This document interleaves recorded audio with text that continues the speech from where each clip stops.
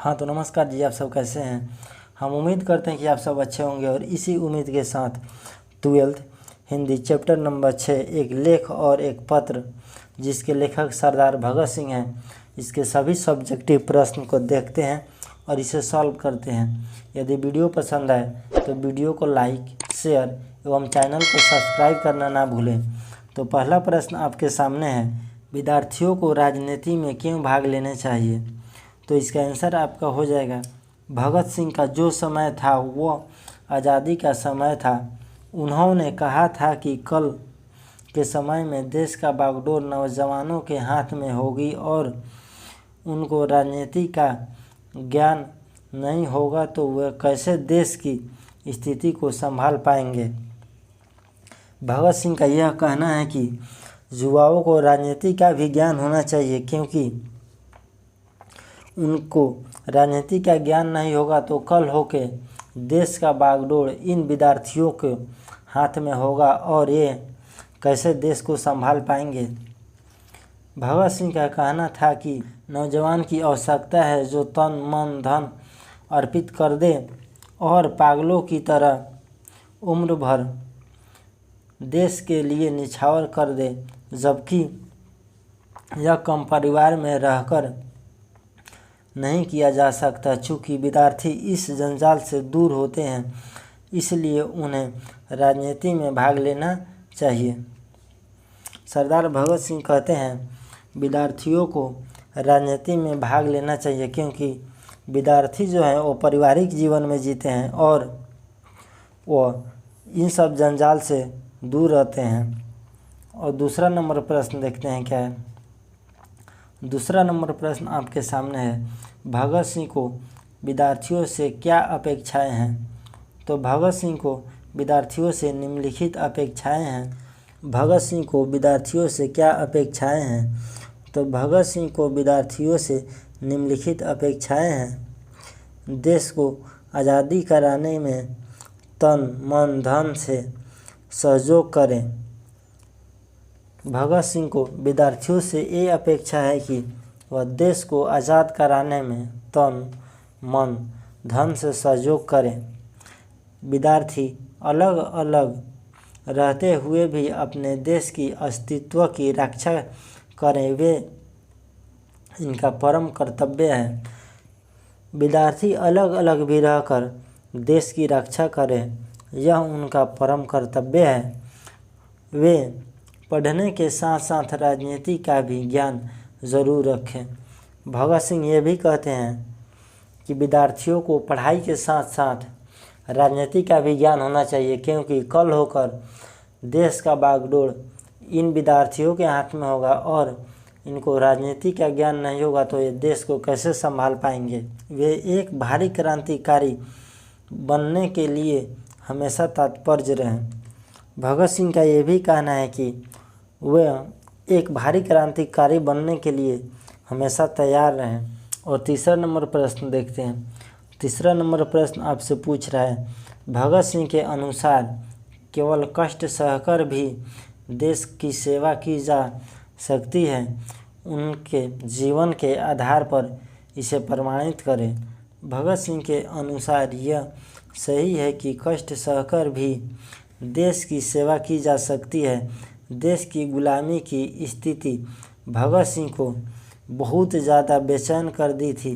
वे क्रांतिकारी गतिविधियों में हिस्सा लिए, लोगों को जागरूक करने के लिए लेख लिखे, गठन बनाए तथा एक सक्रिय कार्यकर्ता के रूप में जेल भी गए। ऐसे देशभक्त को आज फिर से सलामी देते हैं जो हंसते हंसते फांसी के फंदे पर झूल गए।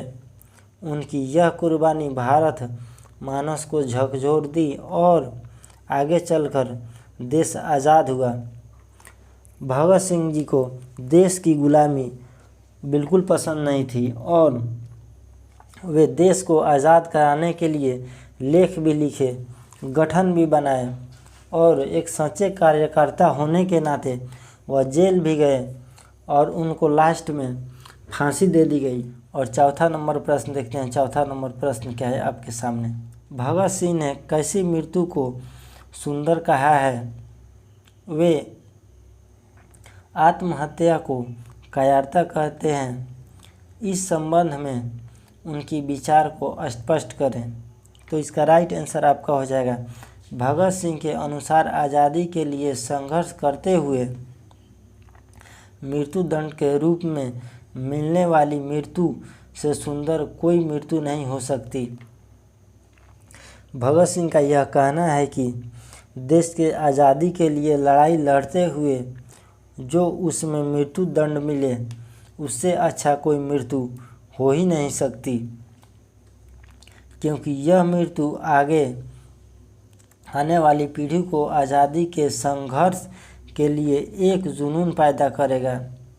वे व्यक्तिगत कष्ट और दुखों के चलते आत्महत्या को कायरता मानते हैं। भगत सिंह को जब जेल में डाल दिया गया था तो उसमें काफ़ी यातनाएं दी जाती थी। तो जो सुखदेव सिंह थे, उन्होंने उनके पास एक लेटर लिखा और बोला कि हमसे यह कष्ट सहा नहीं जा रहा है और हम आत्महत्या कर लें। इस संबंध में भगत सिंह कहते हैं कि आत्महत्या कायरता है। यदि हम देश के लिए जंग लड़ते लड़ते मर जाते हैं तो यह मृत्यु आगे चलकर आने वाली पीढ़ी को जागरूक करेगी क्रांतिकारी बनने के लिए। वे अपने साथी को पत्र के माध्यम से बताते हैं कि कायरता विपत्तियों तो व्यक्ति को पूर्ण बनाती है। वे पत्र में ये लिखते हैं कि यदि कोई विपत्ति आए तो वह आदमी को पूर्ण बनाती है और विपत्ति से लड़ने की क्षमता देती है। मान लीजिए जो आपके ऊपर कोई विपत्ति आया हो और उनसे बचने के लिए यदि आप मृत्यु दंड की रास्ता चुनते हैं तो आपसे ज़्यादा कायर कोई हो ही नहीं सकता। और 5वां नंबर प्रश्न देखते हैं। 5वां नंबर प्रश्न क्या है? तो 5वां नंबर प्रश्न आपसे पूछ रहा है, भगत सिंह रूसी साहित्य को इतना महत्वपूर्ण क्यों मानते हैं? वे एक क्रांतिकारी से क्या अपेक्षाएं रखते हैं? तो इसका राइट आंसर आपका हो जाएगा, भगत सिंह रूसी साहित्य को इतना महत्वपूर्ण इसलिए मानते हैं क्योंकि उस साहित्य में जीवन की अस्तित्व का चित्रण मिलता है। उनकी कहानियाँ में कष्टमय दृश्य पढ़ने वाले के मन में एक विशेष आत्मबल पैदा करती है। भगत सिंह यह मानते हैं कि इस तरह भारत में भी क्रांतिकारियों के मन में आत्मबल पैदा करना चाहिए और एक क्रांतिकारी से यह अपेक्षा की जा सकती है कि दुख और कष्ट को सहने के लिए हमेशा तत्पर रहें, क्योंकि क्रांति के शुरू होते ही मुश्किलों की शुरुआत हो जाती है। और 7वां नंबर प्रश्न देखते हैं। 7वां नंबर प्रश्न क्या पूछ रहा है आपसे?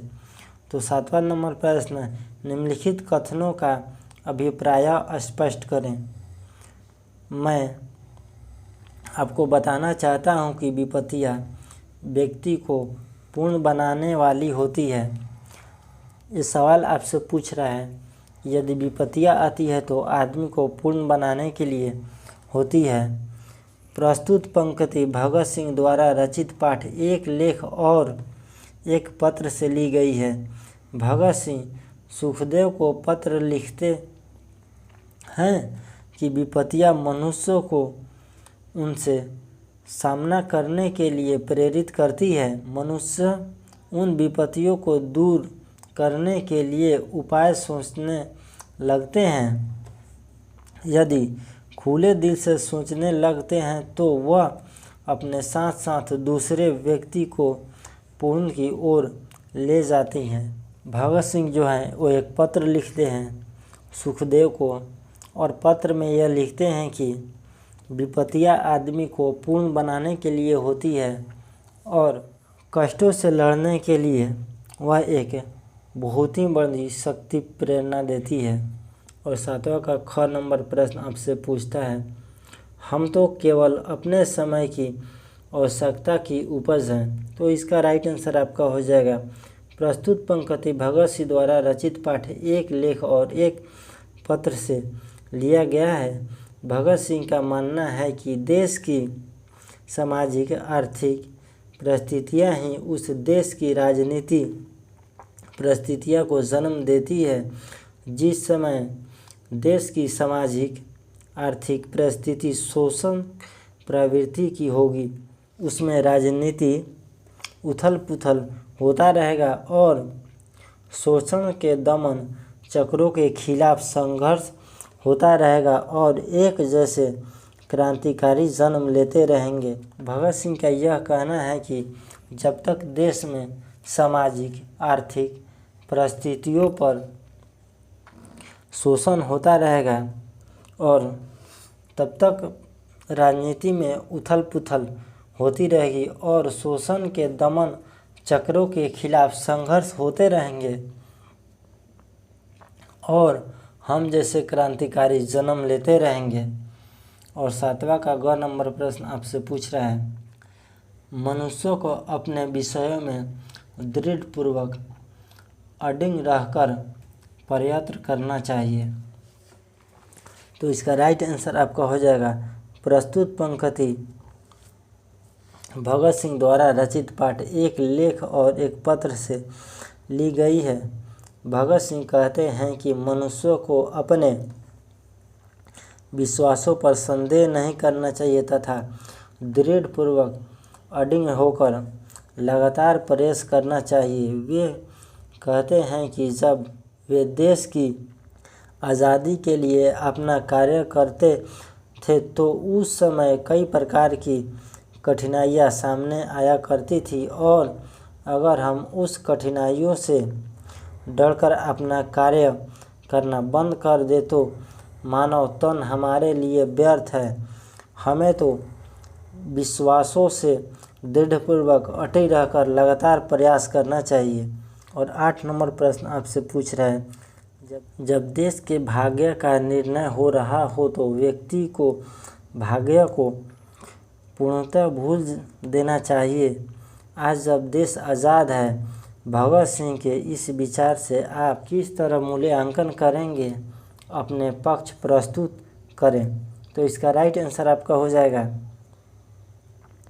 वीर क्रांतिकारी माँ भारती के सपूत भगत सिंह देश की आज़ादी के लिए जंग लड़ते थे। जब वे अपनी साथी सुखदेव को पत्र लिखते थे तो कहते थे कि मुझे इस जंग के लिए ब्रिटिश सरकार द्वारा निश्चय ही मृत्युदंड दी जाएगी। भगत सिंह जब अपने साथी सुखदेव को पत्र लिखते थे तो उस पत्र में हमेशा ये लिखते थे कि ब्रिटिश सरकार द्वारा हमें मृत्युदंड देना ये तो निश्चित है। मुझे किसी प्रकार की पूर्ण क्षमा या नम्र व्यवहार की तनिक भी आशा नहीं है। मुझे तो किसी प्रकार की उनसे क्षमा और निवेदन की आशा नहीं है। वे कहते हैं कि मेरी अभिलाषा यह है कि यह आंदोलन अपने चरम सीमा पर पहुँचे तो हमें फांसी दे दी जाए। साथ ही साथ यह कहते थे कि मेरी यह भी इच्छा है कि कोई संपूर्ण और उचित समझौता होना चाहिए। संभव हो जाए तो हमारे जैसे व्यक्तियों का मामला उस मार्ग में कोई रुकावट या कठिनाइयाँ उत्पन्न करने का कारण ना बने, क्योंकि जब देश के भाग्य का निर्णय हो रहा हो तो व्यक्ति को भाग्य को पूर्णतः भूल जाना चाहिए। भगत सिंह यह कहते थे कि हमारी फांसी जब होनी चाहिए जब देश की आज़ादी की लड़ाई चरम सीमा पर हो। उस समय हमारी फांसी हो गई तो युवाओं में एक आक्रोश होगा और वह क्रांतिकारी बनने के लिए आगे आएंगे और देश के लिए आज़ादी की लड़ाई लड़ेंगे और उसमें भाग लेंगे। भगत सिंह जी ये भी कहते थे कि जब देश के भाग्य का निर्णय हो रहा हो तो उस समय अपने भाग्य की चिंता न करना चाहिए और देश की भाग्य की चिंता करना चाहिए। और 9 नंबर प्रश्न आपके सामने है, भगत सिंह ने अपनी फांसी के लिए किस समय की इच्छा व्यक्त की है? वह ऐसा समय क्यों चुनते थे? तो इसका राइट आंसर आपका हो जाएगा भगत सिंह ने इच्छा व्यक्त की है कि जब देश की आज़ादी की लड़ाई अपने चरम सीमा पर हो तभी उन्हें फांसी दी जाए, क्योंकि लड़ाई के चरण पर आंदोलनकारी दल भावनात्मक रूप से बेहद संवेदनशील होते हैं। यदि ऐसे समय पर उन्हें फांसी दी जाए तो आंदोलनकारी दल की भावनात्मक एकता में बल आएगा और आने वाले समय में ब्रिटिश सरकार के खिलाफ विरोध करने में सहायता मिलेगा। सरदार भगत सिंह का यह कहना है कि हमारी फांसी जब दी जाए जब लड़ाई अपने चरम सीमा पर हो। तो इससे क्या होगा कि क्रांतिकारियों में एक आक्रोश आएगा और इससे क्रांतिकारियों में एक बल मिलेगा और ब्रिटिश सरकार के विरोध में सहायता मिलेगा। और 10वां नंबर प्रश्न आपसे पूछ रहा है, भगत सिंह के इस पत्र से उनकी गहन वैचारिकता यथार्थवाद दृष्टि का परिचय मिलता है। इस पत्र पर के आधार पर इसकी पुष्टि करें। तो इसका राइट आंसर आपका हो जाएगा, यह पत्र भगत सिंह ने क्रांतिकारी साथी सुखदेव को, यहाँ पे द्वारा नहीं होगा बच्चों, गलत से टाइप हो गया है, जेल में मिल रही कष्टों से व्याकुल होकर लिखे गए पत्र के जवाब में लिखा था। सुखदेव ने बेहद कमज़ोर और भावनात्मक पूर्वक ढंग से कहा कि उनको आज़ादी के संघर्ष का कोई भविष्य दिखाई नहीं दे रहा था। जेल के इस कष्ट से आत्महत्या करना ही ठीक लग रहा था। जवाब में भगत सिंह जी लिखते हैं कि क्रांतिकारी व्यक्ति सुख दुख के लिए क्रांतिकारी नहीं बनता, इसमें सामूहिक हित जुड़ा हुआ है। इस पत्र के माध्यम से भगत सिंह ने बहुत सभी व्यवहारिक उदाहरण, भावपूर्ण स्मरणों और राजनीतिक प्रतिदर्शों के माध्यम से सुखदेव को पुनः यह संकल्पित होने का आह्वान करते हुए कि आत्महत्या की कल्पना उचित नहीं है। यदि वीडियो पसंद आए तो वीडियो को लाइक, शेयर एवं चैनल को सब्सक्राइब करना ना भूलें। यदि आप संपूर्ण हिंदी का PDF लेना चाहते हैं तो हमारे इस WhatsApp नंबर पर कॉल करके आप पूरे हिंदी का PDF प्राप्त कर सकते हैं। Thanks for watching my video.